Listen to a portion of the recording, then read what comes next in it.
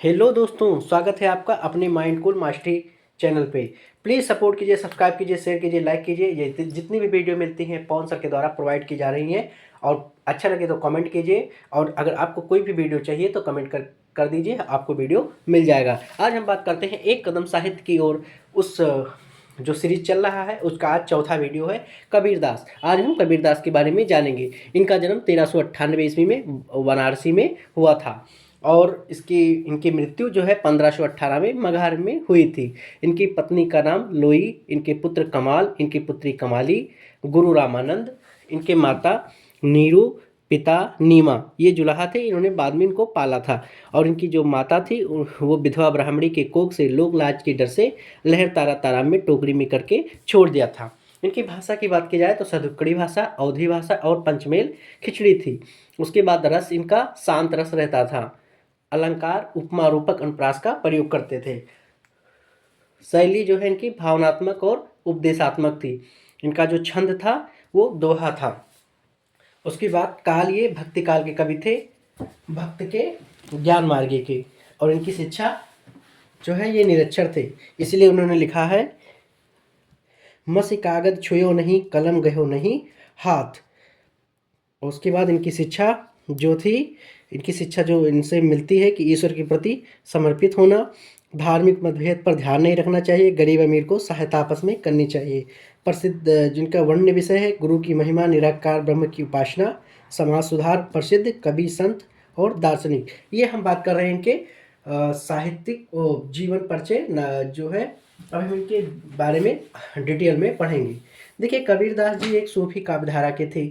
ये अपनी रचनाओं में ज्ञान का दीपक हर कोई जानता है। कबीरदास जी एक संत थे।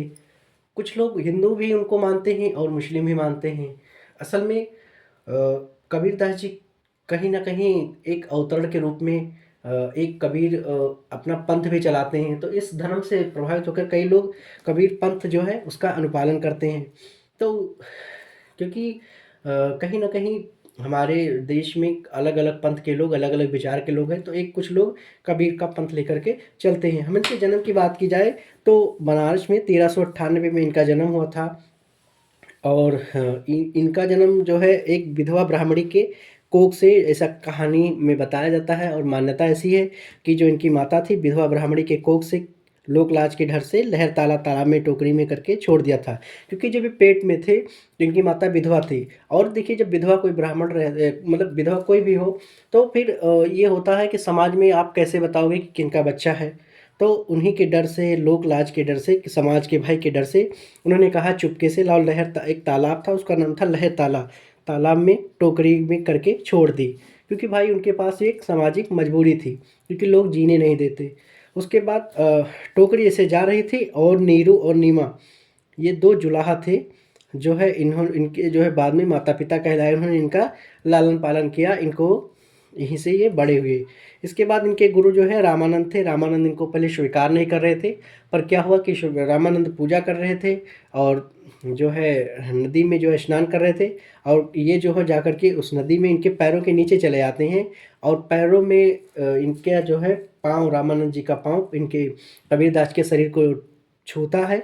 तो फिर उन्होंने कहा कि ये किसका है। उन्होंने देखा कि कबीर है, तो उन्होंने कहा मैं छोड़ूंगा नहीं जब तक आप मुझे अपना गुरु नहीं मानेंगे। तो रामानंद ने उन्होंने अंत में वो जो है मान जाते हैं, उनको अपना शिष्य बना लेते हैं।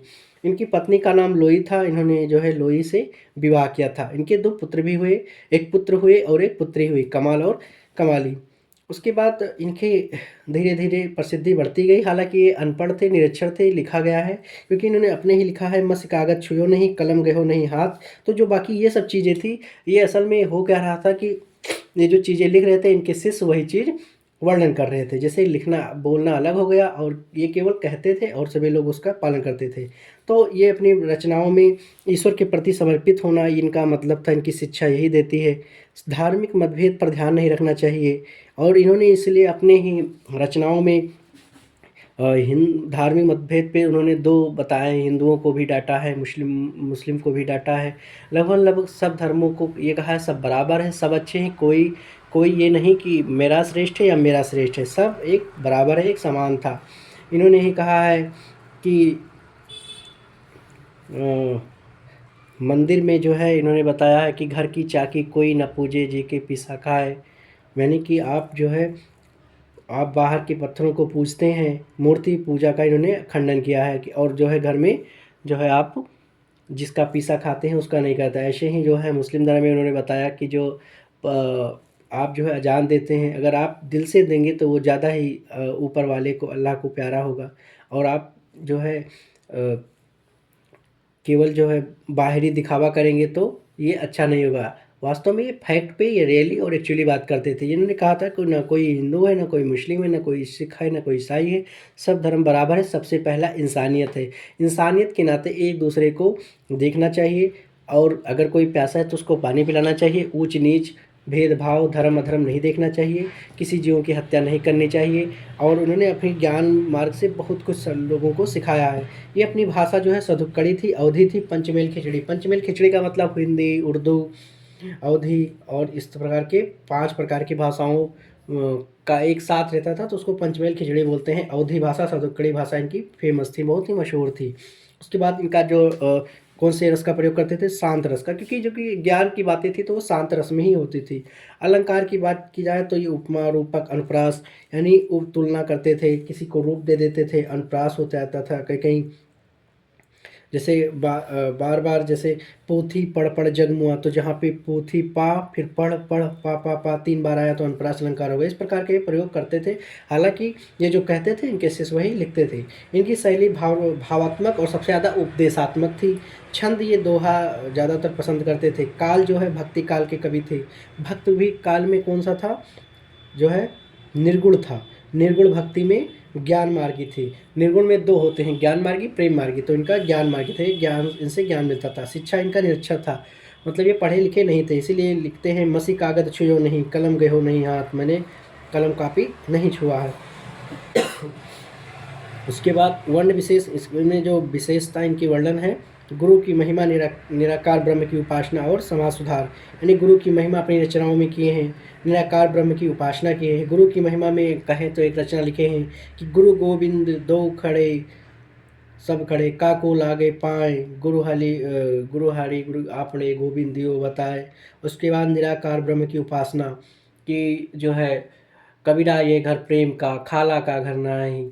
उसके बाद समाज सुधार के लिए चीज़ों को कहा है कि बोली एक अमोल है जो कोई ना जान, ये तराजू तौल के तब मुख बाहर आन। उसके बाद बड़ा हुआ तो क्या हुआ जैसे पेड़ खजूर, पंछी को थाया नहीं फल लागे दूर। अगर आप बड़े हैं और आप किसी गरीब की समाज में सेवा नहीं कर पाते हैं तो ये शरीर का और धन का आपके नष्ट हो जाना तय है। तो फिर समाज सुधार वाली भी बातें करते थे। इनकी ज़्यादा प्रसिद्धि जो है, इनकी प्रसिद्धि थी, इनको कवि कहा गया, संत कहा गया और दार्शनिक कहा गया। उसके बाद इनकी जो शिक्षा थी वो तो मैंने बता दिया है कि जो है ईश्वर के प्रति समर्पित थी। इसीलिए उन्होंने एक रचना लिखी है कि दुख दुख में सुमिरन सब करे, सुख में करे न कोय, सुख में सुमिरन सब करे तो दुख काहे का होय।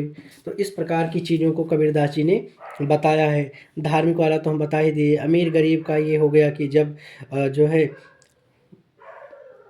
बड़ा हुआ तो क्या हुआ जैसे पेड़ खजूर। अगर कोई अमीर आदमी है, गरीब की मदद नहीं कर पा रहा है तो फिर क्या मतलब है। तो इस प्रकार की चीज़ों से वो ज्ञान फैलाते थे। इनकी रचनाएं जो पेपर में पूछी जाती हैं, बीजक, साखी शबद, रामायणी, कबीर ग्रंथावली, अनुराग सागर, साखी ग्रंथ, कबीर दोहावली, हंस मुक्तावली, ज्ञान सागर, कबीर की बाड़ी, ब्रह्मा निरूपण, ये सब रचनाएं लगभग लगभग पूछी जाती हैं। सबसे ज़्यादा बीजक पूछा जाता है। साखी शबद रामायणी का जो संकल्प मात्र है वो है बीजक, यहाँ से इसका संग्रह है। अब इनकी हम रचनाओं के बारे में बात करें कि रचनाएं इनकी कैसी थी, तो बड़ा हुआ तो क्या हुआ जैसे पेड़ खजूर, पंछी को छाया नहीं फल लागे अति दूर। यानी ये कहते हैं कि जैसे खजूर का पेड़ न तो किसी पंछी के काम आता है और न किसी छाया देने के लिए काम आता है, ऐसे ही इंसान जब कोई बड़ा है, अगर बड़ा है तो कि फिर बड़ा कैसे हो गया, वो बड़ा क्यों, मतलब कैसे है कि जब किसी के काम ना आए तो बड़ा हुआ तो क्या हुआ जैसे पेड़ खजूर, मतलब आप किसी के काम ना सके तो आपके बड़े होने से भी क्या मतलब है। उसके बाद बोली एक अमोल है जो को ना जान, हे तराजू तौल की तब मुख बाहर आनी। यानी कि बोलना जो है, आजकल सारी विवाद तो बोली पे ही है, सारे रिश्ते बोली पे हैं। कुछ लोग बोलने की अगर कला नहीं जानते हैं तो आपका ना तो कोई सामान बिकेगा संसार में, ना तो आप व्यापार कर पाएँगे, ना आप कोई कार्य कर पाएँगे, ना बाहर जा पाएँगे, ना लोगों से बात कर पाएँगे, ना चीज़ों को पहुँचा पाएँगे। और बोली इतनी ज़रूरी है कि रिश्तों में भी दरार लाती है। तो वहाँ पे भी बताया कि बोली एक अमोल है जो कोई न जान, इसको जितना भी बोलो परफेक्ट बोलो, तुलनात्मक बोलो, जो बोलो करके दिखाओ।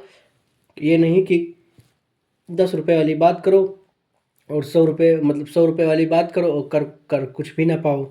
उसके बाद उन्होंने कहा है, काल करे सो आज कर, आज करे सो अब, पल में परले होएगी बहुर करेगो कब। इन्होंने कहा कोई भी चीज़ जब करनी है, जो चीज़ ठान ले तो फिर कल करने से बढ़िया है आज करो, और आज जो करना है वो अभी से करो, क्योंकि होता क्या है कि समय से बीत जाता है। पल में परले होगी बहुर करोगे कब, यानी पूरा पल में बहुत कुछ हो जाता है, तो अब आप कब करोगे।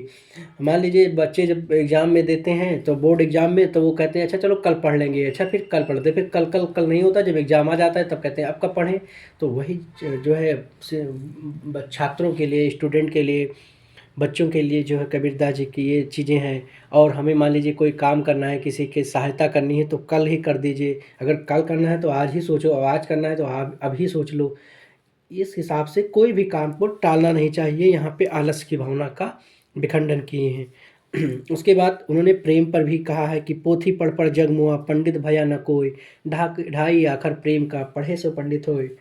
इन्होंने कहा है कि आप केवल पोथी पढ़ोगे और पढ़ से कुछ नहीं होता है, आपके प्रति, दूसरे के प्रति दया प्रेम होना चाहिए, क्योंकि अगर प्रेम है तो प्रेम से ही भगवान को पा सकते हैं। यहाँ पे भगवान को भी पाने के लिए आपको ये नहीं कि आप किताबें पढ़ो उससे भगवान पा जाएंगे, नहीं, आपको प्रेम होना चाहिए। भाई किसी में इंटरेस्ट ही नहीं है तो उसको पाने से क्या फिर मिलेगा, वो मिलेगा ही नहीं। उसके बाद गुरु गोविंद सब खड़े काको लागे उपाय, बलिहारी गढ़ो आपने गोविंद दियो बताए। उन्होंने कहा है कि हे भगवान, गुरु और गोविंद सब खड़े हैं, मैं किसके पाँव लगूं, क्योंकि बलिहारी गुरु आपने, उन्होंने कहा कि हे गुरु आप उनसे बलिहारी हैं, बलिहारी गुरु आपने गोविंद दियो बताए, आप बता दीजिए कि मैं किसके पाँव पढ़ूँ। इस हिसाब से उन्होंने भक्ति लाइन भी जो है, भक्ति चीज़ों को भी रखा है। और उन्होंने कहा है, दुख में सुमिरन सब करे, सुख में करे ना कोई, सुख में सुमिरन सब करे, दुख काहे का होए। उन्होंने कहा है ये बातें केवल ये जो है दुख और सुख के लिए नहीं कहा गया, उसके लिए हमारे लोगों के, जैसे आजकल जो चीज़ें हो रही हैं कि जब इंसान के ऊपर संकट आता है तभी वो देखता है। जैसे मान लीजिए आप पैसा अगर बचा के रखते हैं तो कभी आपातकालीन में आपके काम लगता है, तो जब, तो वही कहते हैं दुख में सुमिरन सब करे। और ऐसे ही चाहे आपातकालीन में पैसा बचा के रखना चाहिए, भगवान का भजन करना है तो पहले ही करो, जब या कोई बीमारी लगनी है, जैसे कोई सी चीज़ का कोई दिक्कत है तो आप, जैसे जब किसी को ये हो जाता है, जब किसी का लीवर जो है ख़राब हो जाता है अल्कोहल लेते लेते, तो फिर उसको क्या करना चाहिए, उसको पहले ही सोचना चाहिए, जब हो जाता है तब फिर सोचते हैं तो तब तक देर हो जाती है। साईं इतना दीजिए जामे कुटुंब समाज, इसमें शांत रस के लिए बता के दिए हैं कि हे प्रभु मुझे इतना दीजिए, लालच लोभ छोड़ करके, साईं इतना दीजिए जामे कुटुंब समाए, मैं भी भूखा ना रहूं साधु भी भूखा ना जाए। कि हे प्रभु मुझे इतना दीजिए जिसमें कुटुंब समाए, मतलब जिसमें मेरा परिवार, मेरा सब कुछ समा जाए, आराम हो जाए और मुझे संतोष प्राप्त हो। और इतना भी मत दीजिए, इतना भी कम ना दीजिए कि मैं भी भूखा ना रहूं, मतलब इतना कि मैं भी भूखा हो जाऊं, मेरा परिवार भूखा रहा है और साधु भी मेरे घर पे कोई आए मांगने तो वो खाने को ना पाए, तो इतना भी कम ना दीजिए।